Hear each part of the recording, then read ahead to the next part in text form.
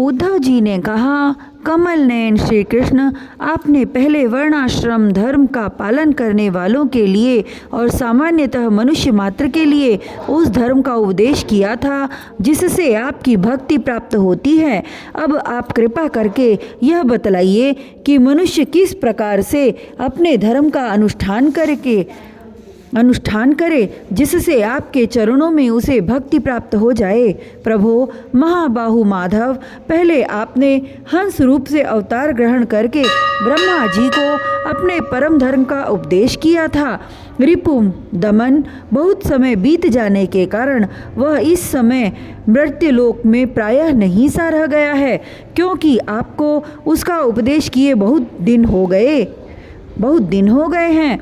अच्युत, पृथ्वी में तथा ब्रह्मा की उस सभा में भी जहाँ संपूर्ण वेद मूर्तिमान होकर विराजमान रहते हैं, आपके अतिरिक्त ऐसा कोई भी नहीं है जो आपके इस धर्म का प्रवचन, प्रवर्तन अथवा संरक्षण कर सके। इस धर्म के प्रवर्तक, रक्षक और उपदेशक आप ही हैं। आपने पहले जैसे मधु दैत्य को मारकर वेदों की रक्षा की थी, वैसे ही आपने धर्म की भी रक्षा कीजिए। वैसे ही अपने धर्म की रक्षा भी कीजिए। स्वयं प्रकाश परमात्मन, जब आप पृथ्वी तल से अपनी लीला संवरण कर लेंगे तब तो इस धर्म का लोप ही हो जाएगा, तो फिर उसे कौन बतावेगा।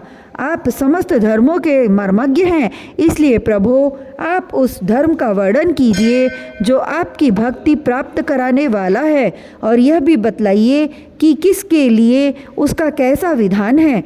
श्री सुखदेव जी कहते हैं, परीक्षित, जब इस प्रकार भक्त शिरोमणि उद्धव जी ने प्रश्न किया, तब भगवान श्री कृष्ण ने अत्यंत प्रसन्न होकर प्राणियों के कल्याण के लिए उन्हें सनातन धर्मों का उपदेश दिया।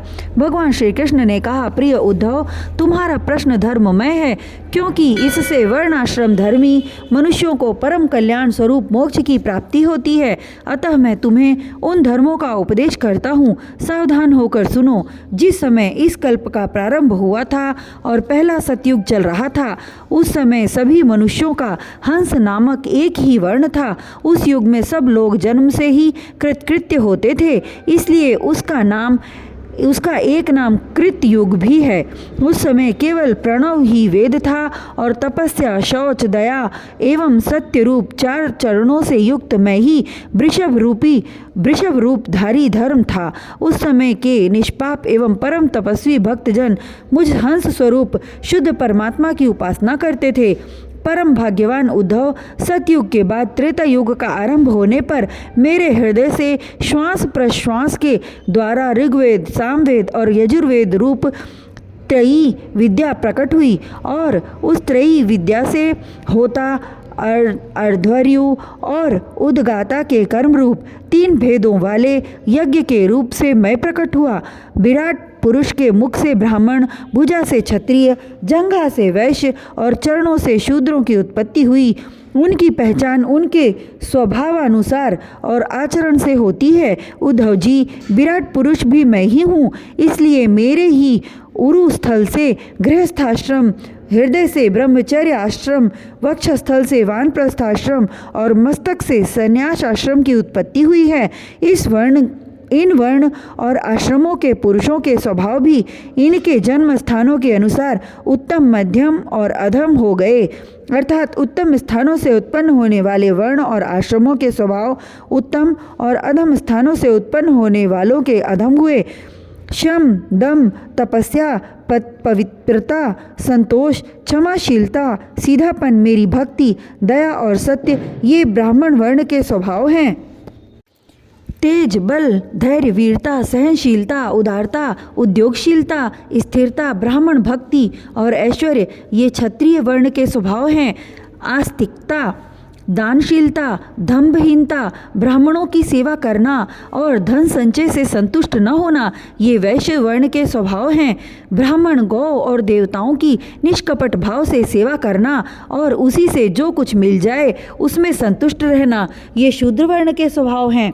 अपवित्रता, झूठ बोलना, चोरी करना, ईश्वर और परलोक की परवाह न करना, झूठ मूठ झगड़ना और काम क्रोध एवं तृष्णा के वश में रहना, ये अंत्यजों के स्वभाव हैं। उद्धव जी, चारों वर्णों और चारों आश्रमों के लिए साधारण धर्म यह है कि मन, वाणी और शरीर से किसी की हिंसा न करे, सत्य पथ पर दृढ़ रहे, चोरी न करे, काम क्रोध तथा लोभ से बचें और जिन कर्मों के करने से समस्त प्राणियों की प्रसन्नता और उनका भला हो वही करें।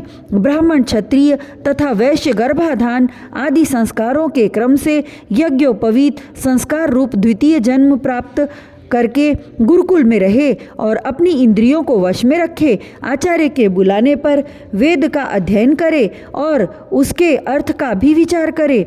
मेखला, मृगचर्म वर्ण के अनुसार दंड, रुद्राक्ष की माला, यज्ञोपवीत और कमंडलु धारण करे। सिर पर जटा रखे। शौकिनी के लिए दांत और वस्त्र न धोवे। रंगीन आसन पर न बैठे और कुछ धारण करे। स्नान, भोजन, हवन, जप और मलमूत्र त्याग के समय मौन रहे और कक्ष तथा गुप्तेंद्रिय के बाल और नाखून को कभी न काटे। पूर्ण ब्रह्मचर्य का पालन करे। स्वयं तो कभी वीर्यपात करे ही नहीं। यदि स्वप्न आदि में वीर्य स्खलित हो जाए तो जल में स्नान करके प्राणायाम करे और गायत्री का जप करे। ब्रह्मचारी को पवित्रता के साथ एकाग्रचित होकर अग्नि, सूर्य, आचार्य, गौ, ब्राह्मण, गुरु, वृद्धजन और देवताओं की उपासना करनी चाहिए तथा सायंकाल और प्रातःकाल मौन होकर संध्योपासन एवं गायत्री का जप करना चाहिए। आचार्य को मेरा ही स्वरूप समझे, कभी उनका तिरस्कार न करे, उन्हें साधारण मनुष्य समझकर दोष दृष्टि न करे, क्योंकि गुरु सर्वदेवमय होता है। सायंकाल और प्रातःकाल दोनों समय जो कुछ भिक्षा में मिले वह लाकर गुरुदेव के आगे रख दे।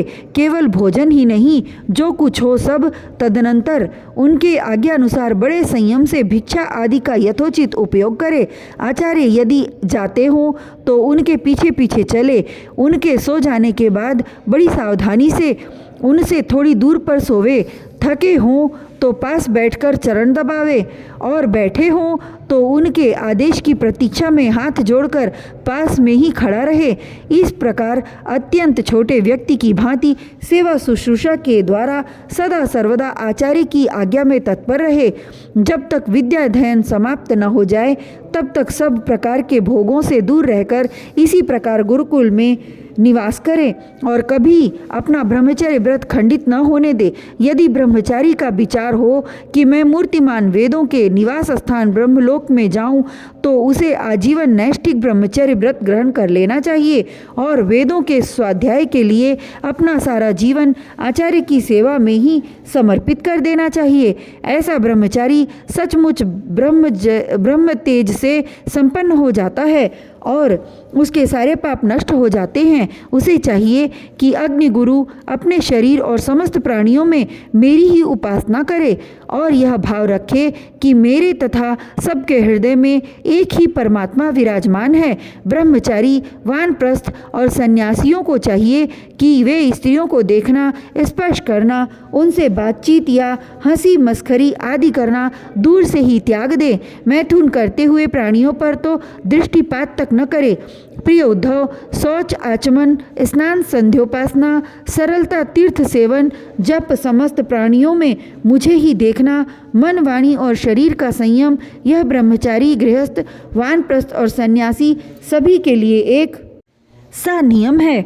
अस्पृश्यों को न छूना, अभक्ष वस्तु को न खाना और जिनसे बोलना नहीं चाहिए उनसे न बोलना, ये नियम भी सबके लिए हैं।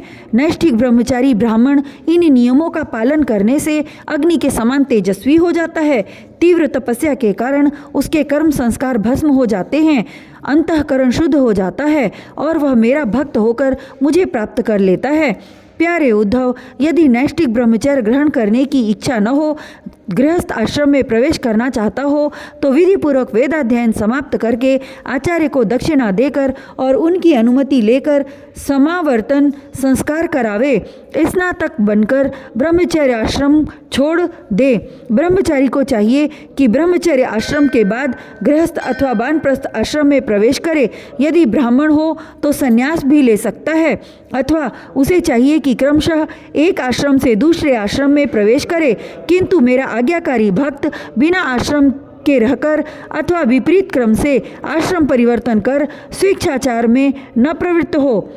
प्रिय उद्धव, यदि ब्रह्मचर्य आश्रम के बाद गृहस्थ आश्रम स्वीकार करना हो तो ब्रह्मचारी को चाहिए कि अपने अनुरूप एवं शास्त्रोक्त लक्षणों से संपन्न कुलीन कन्या से विवाह करे।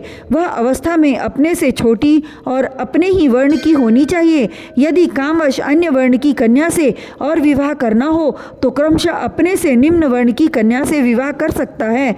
यज्ञ यज्ञादि अध्ययन और दान करने का अधिकार ब्राह्मण, क्षत्रिय एवं वैश्यों को समान रूप से है, परंतु दान लेने, पढ़ाने और यज्ञ कराने का अधिकार केवल ब्राह्मणों को ही है। ब्राह्मण को चाहिए कि इन तीनों वृत्तियों में प्रतिग्रह अर्थात दान लेने की वृत्ति को तपस्या, तेज और यश का नाश करने वाली समझकर पढ़ाने और यज्ञ कराने के द्वारा ही अपना जीवन निर्वाह करे। और यदि इन दोनों वृत्तियों में भी दोष दृष्टि हो तो परावलंबन, दीनता आदि दोष दिखते हों तो अन्न काटने के बाद खेत में पड़े दाने बीन कर ही अपने जीवन का निर्वाह कर ले। उद्धव, ब्राह्मण का शरीर अत्यंत दुर्लभ है। यह इसलिए नहीं है कि इसके द्वारा तुच्छ विषय भोग ही भोगे जाएं।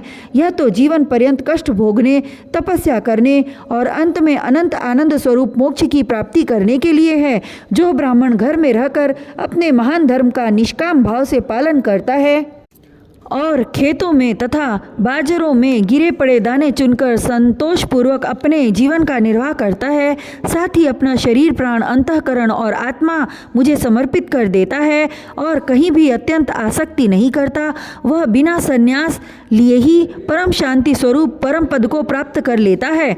जो लोग विपत्ति में पड़े कष्ट पा रहे मेरे भक्त ब्राह्मण को विपत्तियों से बचा लेते हैं, उन्हें मैं शीघ्र ही समस्त आपत्तियों से उसी प्रकार बचा लेता हूँ जैसे समुद्र में डूबते हुए प्राणी को नौका बचा लेती है। राजा पिता के समान सारी प्रजा का कष्ट से उद्धार करे, उन्हें बचावे, जैसे गजराज दूसरे गजों की रक्षा करता है और धीर होकर स्वयं अपने आप से अपना उद्धार करे। जो राजा इस प्रकार प्रजा की रक्षा करता है वह सारे पापों से मुक्त होकर अंत समय में सूर्य के समान तेजस्वी विमान पर चढ़कर स्वर्गलोक में जाता है और इंद्र के साथ सुख भोगता है। यदि ब्राह्मण अध्यापन अथवा यज्ञ यज्ञादि से अपनी जीविका न चला सके तो वैश्य वृत्ति का आश्रय ले ले और जब तक विपत्ति दूर न हो जाए तब तक करे। यदि बहुत बड़ी आपत्ति का सामना करना पड़े तो तलवार उठाकर क्षत्रियों की वृत्ति से भी अपना काम चला ले, परंतु किसी भी अवस्था में नीचों की सेवा, जिसे श्वान वृत्ति कहते हैं, न करे। इसी प्रकार यदि क्षत्रिय भी प्रजा पालन आदि के द्वारा अपने जीवन का निर्वाह न कर सके तो वैश्य वृत्ति व्यापार आदि कर ले। बहुत बड़ी आपत्ति हो तो शिकार के द्वारा अथवा विद्यार्थियों को पढ़ाकर अपनी आपत्ति के दिन काट दे, परंतु नीचों की सेवा श्वान वृत्ति का आश्रय कभी न ले। वैश्य भी आपत्ति के समय शूद्रों की वृत्ति सेवा से अपना जीवन निर्वाह कर ले और शूद्र चटाई बुनने आदि कारू वृत्ति का आश्रय ले ले। परंतु उद्धव, ये सारी बातें आपत्ति काल के लिए ही हैं। आपत्ति का समय बीत जाने पर निम्न वर्णों की वृत्ति से जीविकोपार्जन करने का लोभ न करे। गृहस्थ पुरुष को चाहिए कि वेदाध्ययन स्वरूप, ब्रह्म यज्ञ तर्पण रूप, पितृयज्ञ हवन रूप, देव यज्ञ काक बलि आदि भूत यज्ञ और अन्नदान रूप अतिथि यज्ञ आदि के द्वारा मेरे स्वरूप भूत ऋषि, देवता, पितर, मनुष्य एवं अन्य समस्त प्राणियों की यथाशक्ति प्रतिदिन पूजा करता रहे। गृहस्थ पुरुष अनायास प्राप्त अथवा शास्त्रोक्त रीति से उपार्जित अपने शुद्ध धन से अपने भृत्य आश्रित प्रजाजन को किसी प्रकार का कष्ट न पहुँचाते हुए न्याय और विधि के साथ ही यज्ञ करे। प्रिय उद्धव, गृहस्थ पुरुष कुटुंब में आसक्त न हो, बड़ा कुटुंब होने पर भी भजन में प्रमाद न करे। बुद्धिमान पुरुष को यह बात भी समझ लेनी चाहिए कि जैसे इस लोक की सभी वस्तुएं नाशवान हैं, वैसे ही स्वर्गादि परलोक के भोग भी नाशवान ही हैं। यह जो स्त्री पुत्र भाई बंधु और गुरुजनों का मिलना जुलना है, यह वैसा ही है जैसे किसी प्याऊ पर कुछ बटोही इकट्ठे हो गए हों। सबको अलग अलग रास्ते जाना है। जैसे स्वप्न नींद टूटने तक ही रहता है, वैसे ही इन मिलने जुलने वालों का संबंध ही बस शरीर के रहने तक ही रहता है। फिर तो कौन किसको पूछता है। गृहस्थ को चाहिए कि इस प्रकार विचार करके घर गृहस्थी में फंसे नहीं, उसमें इस प्रकार अनासक्त भाव से रहे मानो कोई अतिथि निवास कर रहा हो। जो शरीर आदि में अहंकार और घर आदि में ममता नहीं करता, उसे घर गृहस्थी के फंदे बांध नहीं सकते। भक्तिमान पुरुष गृहस्थोचित शास्त्रोक्त कर्मों के द्वारा मेरी आराधना करता हुआ घर में ही रहे, अथवा यदि पुत्रवान हो तो वानप्रस्थ आश्रम में चला जाए या संन्यास आश्रम स्वीकार कर ले। प्रिय उद्धव, जो लोग इस प्रकार का गृहस्थ जीवन न बिताकर घर गृहस्थी में ही आसक्त हो जाते हैं, स्त्री पुत्र और धन की कामनाओं में फंसकर हाय हाय करते रहते और मूढ़तावश स्त्री लंपट और कृपण होकर मैं मेरे के फेरे में पड़ जाते हैं, वे बंध जाते हैं। वे सोचते रहते हैं, हाय हाय मेरे माँ बाप बूढ़े हो गए, पत्नी के बाल बच्चे अभी छोटे छोटे हैं, मेरे न रहने पर ये दीन अनाथ और दुखी हो जाएंगे, फिर इनका जीवन कैसा रहेगा। इस प्रकार घर गृहस्थी की वासना से जिसका चित्त विक्षिप्त हो रहा है, वह मूढ़ बुद्धि पुरुष विषय भोगों से कभी तृप्त नहीं होता। उन्हीं में उलझकर अपना जीवन खो बैठता है और मरकर घोर तमोमय नरक में जाता है।